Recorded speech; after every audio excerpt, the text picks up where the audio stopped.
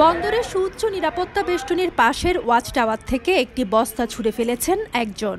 বাইরে ফ্লাইওভারের নিচে ডিভাইডারে দাঁড়িয়ে সে বস্তা নিচ্ছেন আরেকজন। চট্টগ্রামের বারিক বিল্ডিং এলাকা থেকে মোবাইলে ধারণ করা এই ভিডিও ছড়িয়ে পড়ে সামাজিক যোগাযোগ মাধ্যমে। এতে প্রশ্ন ওঠে চট্টগ্রাম বন্দরের নিরাপত্তা নিয়ে। ঘটনার পরপরে তদন্ত নামে কর্তৃপক্ষ। ২৪ ঘন্টার মধ্যে চুরির ঘটনায় একজনকে আটক করে নিরাপত্তা বিভাগ। সেই সঙ্গে সন্ধান মেলে ৪-৫ জনের একটি চক্রের। আটক ওই ব্যক্তি গুরুত্বপূর্ণ তথ্য দিয়েছে দাবি করে নিরাপত্তা বিভাগ জানায়, চুরি হওয়া সামগ্রী উদ্ধারের চেষ্টা চলছে।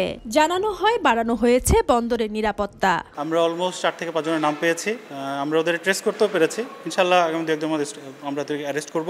এই ঘটনায় বন্দরে কেউ যুক্ত আছে কিনা তা খতিয়ে দেখা হচ্ছে বলে জানিয়েছে বন্দর কর্তৃপক্ষ। পরিচালক নিরাপত্তাকে বিষয়টা আমরা অবহিত করেছি এবং উনিও বিষয়টা জানেন এবং নিরাপত্তা বিভাগ থেকে এই বিষয়টাকে তদন্ত করা হচ্ছে এবং তদন্ত করে প্রকৃত দোষী যদি বন্দরের সংশ্লিষ্ট কেউ হয় তাহলে অবশ্যই শাস্তির আওতায় আনা হবে।